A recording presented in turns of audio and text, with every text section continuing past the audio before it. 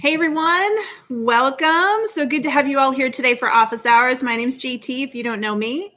And this is the show here on YouTube where we answer your job search and career related questions. So happy to have you here today.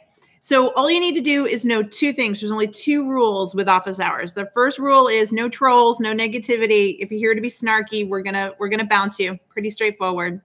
And the second thing is if you want to ask a question, what you have to do is take the word question and type it in all caps first, then ask your question in regular type. And the reason for that is that this comment field gets filled up so fast that I'm scrolling through and trying to find those questions, and that helps me identify them. Now, I got to tell you that I can't answer every single one. This show is free, so if you're lucky enough to get your question answered, awesome. But if you'd like to guarantee to get your questions answered by myself and a team of trained experts, then you need to check out Work It Daily. That's who we are. That's what we do. And you're going to get more information about that. You're even going to get a discount opportunity today. When you watch Office Hours, we give you a discount code that you can take advantage of today, and that will save you $10 a month off our subscription. There's no setup fees. You can cancel at any time. You can have your own personal career coach whenever you want, online, ready to go. If you sign up with us, I don't know what you're waiting for. Literally thousands of people. We are the secret weapon for thousands of people these days and growing more and more every day. And you should be with us. This is how you get your career results. Coaching is not a sign of weakness. It is a path to greatness. And that's what we do here. Okay. All right, then. Well, I just want to share this with the world. So let me get this put out there and we are good to go. I'm going to look for my first question of the day. Let's see what we've got here. So D, hey D, shout out to D, has a master's degree in healthcare administration with no experience and poor networking skills. Okay, what do I do? So I actually love this question. I'm going to be doing some videos on this in the near future. In fact, for those of you that don't know, in January, I always do a new special course in January. And this year's January course is on career reinvention. How do you go through the process of truly reinventing your career and, pivoting, changing careers, taking it to the next level? How exactly do you do that? And it's going to be in January, and it's only eligible to our active members at Work It Daily. So again, check out our program. But one of the things I'm going to be talking about in this course is this idea of your focus. So D, you're making a classic mistake here, and I know you didn't mean to. I'm glad you asked this question. And that classic mistake is that you're focusing on your career problem. What does everybody look at when we see Dee's question here? It's that last part where she says, I have poor networking skills. When you focus on your situation from the problem standpoint, from the I don't have standpoint, from the limitation standpoint, you are literally closing all sorts of doors to your career opportunity right now. Mentally, you are doing that. You probably don't even realize you're doing it, D, but you are. What do we know? D has a master's degree in healthcare administration. Yay. All right. And then she negates it by focusing on the problem, which is no experience and no networking skills. Okay. You have a master's degree in healthcare administration. Let's think about this, D. You went to school, obviously, to get this degree. Your school has an alumni team. It's probably got a career center. What you need to do is say, all right, I can't be the first person that graduated with my degree, but don't have the experience and don't have the networking skills. Let me go find the opportunities and let me go find the like-minded people who have been through this. So that's your first goal here. I would suggest that you start informational interviewing. Identify 5 or 10 people that have been through the same program that you've been through. Sure, you can find them on LinkedIn with a little Google searching. In fact, your Career Center will probably help you, and see if you can just interview them. Say, I'm not looking for you to get me a job. I'm looking for information to understand how you, with the very same degree that I got, ended up where you are today. Tell me your career story. What's your career narrative? That's another topic we're going to hear a lot more about. And in doing so, D, you're going to connect the dots and you're going to see the opportunities, because now you're working with what you have and not with what you don't have. And this is the number one problem I see every single time. I'm always working with people inside the Work It Daily platform, and they say, let me tell you my story. And everyone thinks their story is so unique and so different. But it's not, because they're all the same, because they all end with the career problem, which, boom, immediately limits their potential. Okay. So D, you know what to do. Focus on what you got. Think about how you can leverage what you've got, get out there and get some information, have some experiences, and it's going to open up some doors for you. Okay. I know you can do this. Excellent. All right. Great question, D. Glad you asked it. Let's see. Who else do we have here today? Let's see. I see. Question from Andres. Hey, Andres. I am trying to apply for a research position in my industry. How do I quantify my achievements on my CV if you've just done experiments, but you haven't done any direct work? Okay, this is another great question that we get. Excellent question. So how do you quantify your experience? So you have to quantify what you have, not what you don't have. We're not going to make up experience, right? So you just need to look at the things that you have done and put those numbers to them. So again, how many experiments did you do, etc. What I'm going to tell you is this: what you're focusing on. Let's do this problem scenario again, if you don't mind. What you're focusing on, Andres, is what you can't put on your resume, what you don't have. Okay, but let me tell you what you do have. You have a network. You have other people out there who have had the same experiences as you. You have the ability to get out there and talk to people and say, you know, this is going to be one of my first jobs. How do I connect those dots? Another thing that you have is stories to tell. One of the most powerful tools that you can use today when looking for a job, folks, is not your resume. Your resume doesn't get you your job. And candidly, there's only so much you can do to a resume. A resume can get you excluded, but it can't get you the job. But the one tool that can really have a much bigger impact is your cover letter. And people are shocked to learn this, but not just any cover. It's called a disruptive cover letter. And if you haven't watched our videos on this here on YouTube, please check it out. It's one of our most popular videos is on how to write a disruptive cover letter. Now, disruptive cover letter is you getting the attention of the employer by connecting yourself to what they do for work, helping them understand how you would be internally motivated to work there. Okay, what do I mean by that? If I'm an employer and I know nothing about you and I see your resume and it isn't really a fit, I'm going to toss you because I don't know anything about you other than your experience and it doesn't seem to be a fit. But what if I get this disruptive cover letter that tells me the story of how you personally have come to understand that what our company does is better, faster, cheaper, smarter, more innovative, isn't, extremely valuable to the customer base, right? Is cutting edge. When you can share with an employer how you know what they do is truly powerful, what you're telling them is that inside, I have the motivation to really crush it at this job because I get you. I relate to you. I admire you. I respect you because I understand you. This is what you have to put in a disruptive cover letter. And I will tell you, when you do this, it is unbelievable. Every single day, no joke, Scouts Honor, every single day inside the Work It Daily platform, one of our members is telling us that a disruptive cover letter we helped them design just got them an interview. And I can't tell you how many times they say, oh my gosh, just got an interview with my dream company. They called me and said it was one of the best cover letters they ever read. Of course, because you know what? It wasn't about you. It was about them. The cover letter was all about them and how you know what they do is impactful. Of course, they're going to love the cover letter. Who doesn't like to get that kind of story? Okay. And I'm not talking about idle praise here. I'm not talking about you sending a cover letter going, I think you're amazing. I see you won this award and you're awesome. I'm talking about you explaining how you know the products and services they build are important.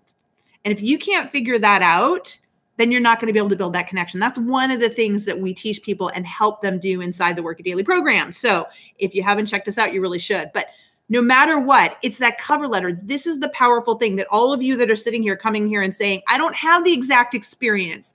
I don't have the work history. Okay, that's all right. But you do have a connection to the company. So give them that. Give them what you have because you can't give them what you don't have.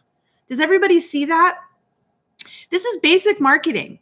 Really good marketing connects you, draws you in. Think about things products that you love, that you're loyal to, and companies that you love buying from.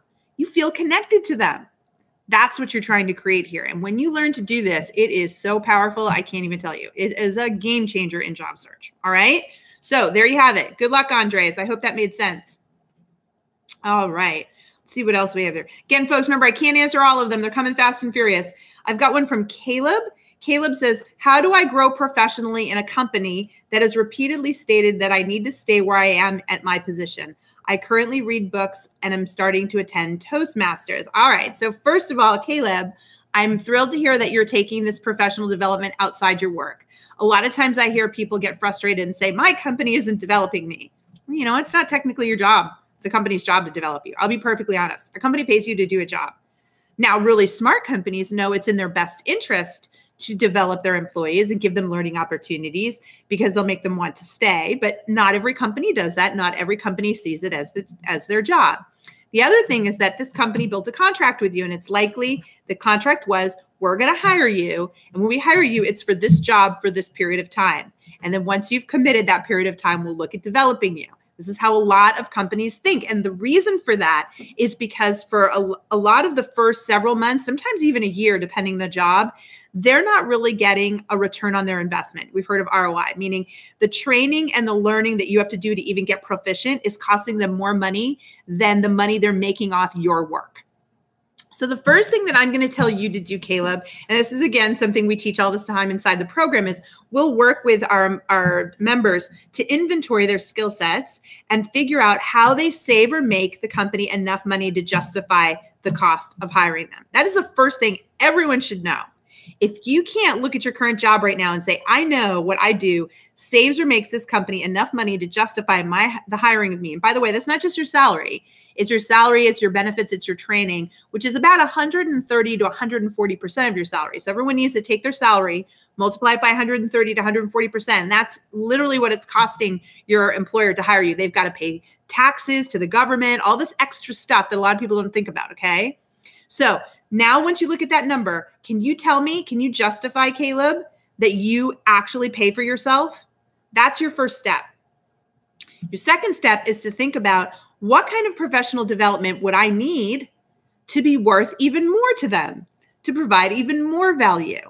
That's what I want you to sit and figure out. And a great way to do that is to look at people that are in positions in the company that you aspire to. See if they'll have coffee with you or have lunch with you and say, look, this is what I know. This is the value I bring to the organization. I want to bring more value to the organization. I want to grow. I want to be able to earn more. So I know I need to bring more value. What does that look like? How do I get there? These individuals will help you figure out both internal and external opportunities for you to do this. They'll tell you the books to read. They'll tell you the courses to take. They'll tell you the people to get to know in the organization, the projects to volunteer for, the things that you should try to be developing in yourself. You can figure that out, but it's on you, Caleb. So I'm glad you asked that question because it's clear you understand that and the fact that you're doing that work outside of it. But until you know your current worth and whether or not you're justifying your cost, you can't begin to figure out the skills that you need that will validate you getting a pay raise and a job increase, those sorts of things, okay? So you really need to work on that first. And that, my friend, is a total, again, game changer because it helps you take control, lets you have a conversation with your boss and say, this is the value I believe I bring to the organization. Do you agree? Do you think I'm bringing this value? Am I really paying for myself? And that being said, I'd like to pay for myself some more. I'd like to earn more, but I'd like to give you more value. Can we talk about how I can get there? This is the kind of conversation managers love to have because it means you understand what they're up against, the costs that they're up against. And this is something I see so many employees forget. They just don't realize that. But smart businesses of one, and that's what you are. You're not an employee, you're a business of one. Understand that their manager, their company is their customer, and that you have to get that customer seeing your value and thinking that you're exceeding value in order to invest more in you. Okay? All right, great question. Let's see. Deborah says, I'm a lead executive assistant for 35 years and have an interview tomorrow, current position for 6 years, worried about the STAR behavior method and very nervous about managing my interview. Okay. Yeah, that can be a little intimidating, right? So Deborah's sitting here with 35 amazing years of experience, 6 years at her last company, has an interview. Let's talk about what she has, folks, okay? This is my theme for today. All this great stuff. And what's Deborah focused on? What she doesn't have. Could she mess up the interview because she hasn't interviewed a lot lately? Why? Because she's highly valuable and obviously very good at her job for this track record. So let's think about that first. Okay, Deborah? All right, here's what I want you to do. Instead of getting kind of hung up on the STAR method, I know a lot of people coach that. I think you need to do something a bit simpler. And that is what we call the experience, learn, grow model. 3 things, always easy to remember. Every hiring manager wants to hear first the experiences that you've had. So, tell them what happened, what you learned, because obviously if you're a good employee, you learned something, you figured something out, and how you grew, meaning how you now take what you've learned and applied it. In 35 years of experience as a lead executive admin, I guarantee you have some beliefs and some methodologies that you use based on this experience. And that's how you've truly grown, right? You've figured out how to do things more effectively because you've taken those experiences and learned and grown from them. Does that make sense?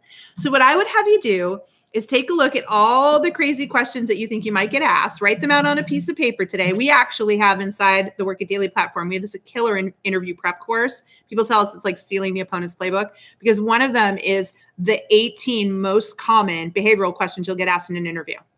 And we walk you through the video. We say, these are the questions you're going to get asked, and this is exactly how to answer each one using the Experience, Learn, and Grow model. So there are a lot of questions you could be asked. But at the very least, Deborah, you can write out what you think you'll get asked in this interview.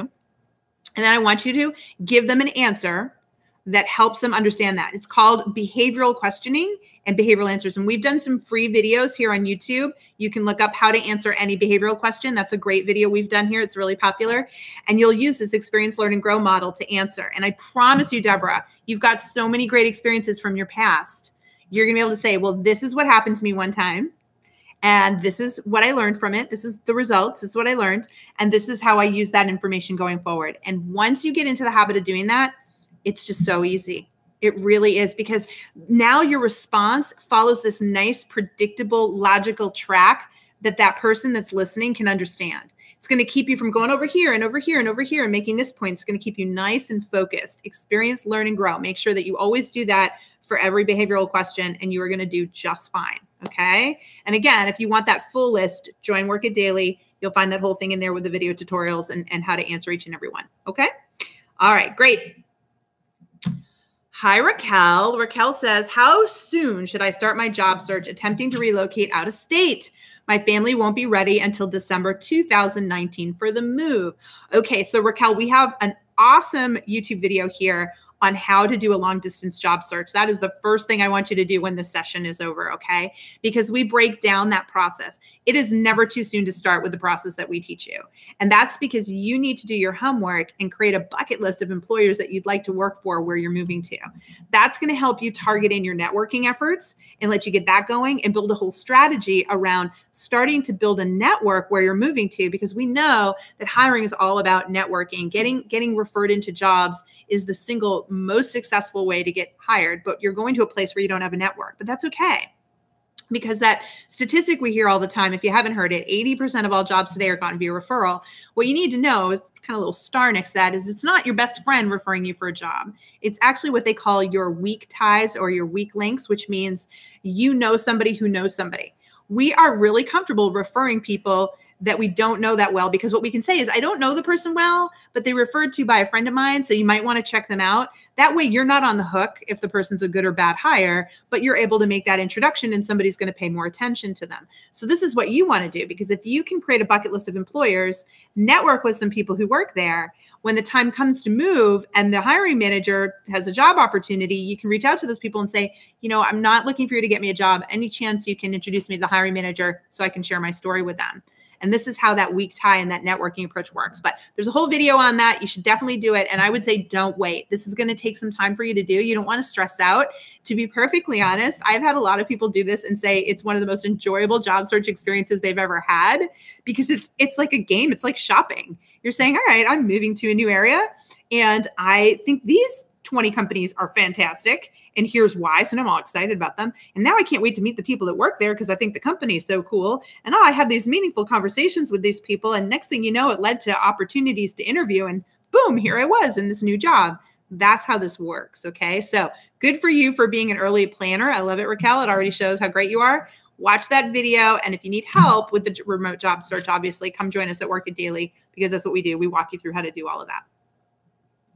All right, let's see here. It looks like I've got a question from Web Time. What are the critical points that should be made in a 30, 60, 90-day plan when interviewing for a sales manager position? Okay, so first of all, the one thing I tell people, if you don't know what a 30, 60, 90-day plan is, it's where you are in the interview process, and it's very late in the interview process. You never do this early on. It's literally like the last interview, where you go in and say, based on all the interviewing I've done thus far and the interactions I've had with all of you, this is how I see myself hitting the ground running at this company. This is what I'm going to try to do in the first 30 days, 60 days, 90 days. Okay. And you put this together. It's very simplistic. Sometimes people are way too detailed with these. And the reason I don't suggest you give away too much detail is they can just kind of take that and run with it and give it to the person they actually hire. Right. So you want to be thinking about that. But what you want to do is outline, again, going back to the earlier conversation with Caleb, is how am I going to show them that I can get up to a point where literally they're getting their return on their investment in me? So the activities that you're mapping out in the 30, 60, 90-day plan are the things that you need to close your gap in knowledge and experience and skills so that you can produce, so that you can be up to speed. That's what they want to see in this plan. So ask yourself, what are the objectives? How will they know that at the end of 90 days, I'm doing my job correctly? How would they measure that? Then look at that and say, okay, based on those measurements, let me break down what I would need to be able to do in order to hit those goals. And then how would I need to do that in the first 30, 60, 90 days? That's what they're looking for in that plan. And again, that's not something you can do the first time you meet them. This is something you have to data gather from them first. You got to get their objectives. You got to get how would you measure my success at the end of 90 days? How are you going to know if I'm doing my job? What are the metrics that you're going to be looking at? Based on those metrics, work it backwards, show them what you're going to do in those 90 days to get there. Okay? Wonderful question. Let's see. All right, don't forget question in front of it in order for me to find you, folks. Looks like we've got a question from Fine Maria. Company said they were contacting my references on Monday and would give me a response. It's now Wednesday and I haven't heard back. When should I follow up? Oh, good question, Maria. So they said that they were checking your references, but sometimes that can take time. Here in the US, for example, we just came off a long holiday. Some people probably aren't responding back. I would give this until Friday. I know that's hard. This is the most important thing in your world, Maria, but it's not in their world. Wait until Friday. And then Friday morning, you could just say, you know, I wanted to reach out before the weekend. I wanted to circle back and see if there's anything else I can do to further my candidacy. And hopefully you were able to reach all my references. That's all you need to say, is to offer value. Is there anything else I can do to further my candidacy? But I would not do that until Friday because I know from personal experience that it can take time to respond back. It might even take that person a couple days to respond back. So just sit on your hands, Maria. You can do this. Wait until Friday and then check in, okay? All right. Adam says, my Slack account is not replying to my email. Let's see. Oh, you know what, folks? My support team can help you with that, Adam. They can help you get logged into Slack. Don't worry. I'll have my team on it for you. All right. Very good. All right. Looks like I've got one from Sophia. How do I secure a second interview after the first phone interview? Recruiter says my experience is great. There was a connection made, but there are candidates that have firsthand experience. Yeah, so that's a great question, Sophia. So here's the first thing that I try to tell people to remember. We take job search and rejection specifically really personally. Most of us are not professional salespeople. And the reason we don't get into sales is because a lot of us feel we don't have the thick skin for it. We don't like the rejection. Does that make sense to everybody? Yeah. Yet job search is a sales job. That is what you're doing. You're selling yourself, your business of one. So when somebody says to you, we really liked you and you had great experience, but there were other people that had more experience, that still feels like we did something wrong. Sophia, you didn't do anything wrong. This is one of those situations where have you ever walked into a grocery store and you see this big, beautiful display of like green apples and they all look the same, but you're only going home with 3 today. So you don't see the 97 other apples, you know, complaining to you about why you didn't pick them. They all look the same. You end up picking, sometimes you're like, oh, that one looks a little bit bigger. Or that one looks a little greener, or whatever. You take them and you go. That's literally a lot of times what it's like for hiring managers. It is. So you didn't do anything wrong. Just in this particular case, there were people that had more of what they were looking for at this time. What you did do well and what you need to celebrate, again, this theme today is don't focus on the problems, focus on the opportunities. The opportunity that you created for yourself is you made a great impression with the recruiter. Recruiter said that you had great experience. What I would do is go back to this recruiter and say, I really enjoyed this. I would really love to get a job there someday. What can I do to develop myself? How can I stay in touch with you? How can I be proactive with you about other opportunities? And that would be one option. And the other thing I would say is look for people that you can informational interview with the company. This is a great thing to do now. Go find some people in roles that you admire at the organization. Reach out to them, or better still, find somebody you know that knows them and get an introduction. That's the best way to do it. And say, you know, I had this phone screen about a job.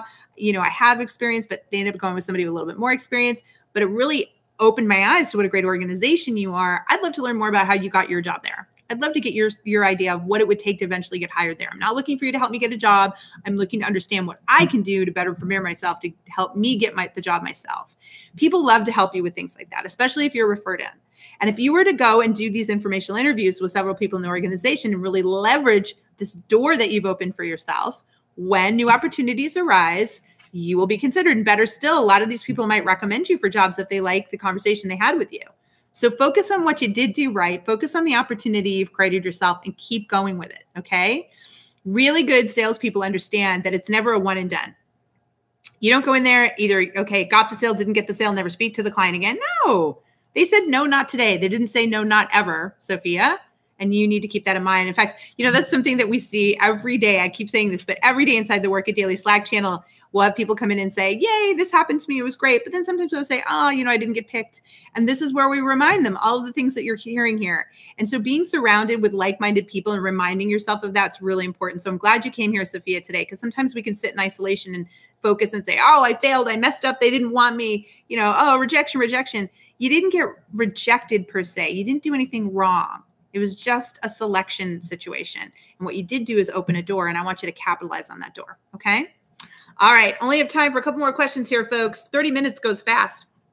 So Vantha says, any advice for job seekers in the beauty industry? I'm a licensed esthetician or cosmetology trying to find an entry-level position in marketing product development with little experience. Okay, gosh, lots of discussions around people getting into things with little experience. Look, here's what I'm going to tell you. There is a reason you went and got your cosmetology license. There's a reason you invested time and energy in getting into this education, wanting to get into this industry. There is something called intrinsic motivation. That's the technical term. That's your internal motivation, your mojo, your passion, whatever you want to call it, for this type of work. Where does it come from? It comes from your life experiences. There are things that happen to you in your life that made you fall in love with this, that make you passionate about what you do. This is what has to come through. And if you go back and watch the recording of this session, you're going to hear things like, tell it in the cover letter. Yes, tell it in the cover letter. Set up informational interviews with companies, people that work at companies you care about. Tell them your story. It's really important that you're able to share that. One of the things that I'm going to tell all of you, and this is something that I'm going to be teaching in our big course in January. If you're a member of Work It Daily, you can be a part of it. In this career reinvention course is something called your career narrative. All of you have a career narrative. That is the story that you tell in your head. And what it is from the moment we're born, we rationalize everything that happens to us. We try to make sense of it, okay? And anything that happened in our life that we affected our career becomes part of our career story, our career narrative. And what happens is we develop this narrative in our head to justify everything that's happened to us and right up to where we are today in our career. So what I've learned after working thousands of people, I've unpacked the career stories, the career narratives of thousands of people over 15 years, right? This is what I do, is that when your career narrative has a lot of negative in it, when the story isn't positive, your career will suffer. But when you can look at your entire life's events and recognize the powerful opportunities, when you don't look at things as good or bad, but they were opportunities to learn, and here's what I learned, and here's how it moved my career forward, now you create this extremely powerful and effective career narrative. And the most successful people in the world do this. They've trained their brain to create a narrative, tell a story that works for them. So my advice to you is to come up with a kick-butt career narrative and then get out there and tell it. Because as you start to tell that powerful career narrative about your passion for the industry, it will not matter that you don't have the experience, because they're going to know you've got this to do it. You will get it done. You will win. And that's what companies are looking for these days, folks. What they want to see and hear from you, okay? If you don't know how to do that, then you need help. You really need help. And that's, again, one of the things that I'm going to tell you, I'm going to round out today with, is that what are you doing for yourself to help your career? Doctors, dentists, lawyers, accountants, we spend our whole lives getting help from people. But we go to school and we graduate and we decide that we're supposed to figure out our career all by ourselves. Do you know how much the rules of career and job search have changed? Why aren't you seeking help? Why aren't you working with a career coach? Because you can now, because we are the first and only online career coaching platform in the world. Literally. And thousands of people are using us right now to help them get the competitive advantage that they need. So if you have not checked us out, if you liked what happened today, and this is what you would like to do for your career, then use the discount code that we're putting in there for all the attendees and come join me and the team of experts at Work It Daily. I'm telling you, it is a game changer. You will be tip of the curl. I promise you, I'm not joking. A couple of years from now, the whole world is going to know what Work It Daily is. Work It Daily is the future. Facebook is dying. We are the future. You're going to spend time on social media and doing things that are good for you. And that's what Work It Daily is about. So check it out. Okay. All right. Okay. This was really fun. Amazing questions today, as always. Too many questions. I wish I could have answered more. Remember, we're here every Wednesday at 1 o'clock Eastern Standard Time. If you find the little bell, first of all, subscribe to us. And if you find the little bell at the bottom, it will notify you the moment we go live. And that's how you can get your question in there, right? If you're coming to visit us once a week, we're thrilled about that. But better still, we'd rather work with you every day. So come join us inside Work It Daily. We can do this every single day together. Okay. All right, everybody. Thank you so much for stopping by. I love you all so much. You can do this. Remember, if you want to win the career game, you've got to work it daily. Don't forget it. Okay. All right. Take care, my friends. Bye-bye.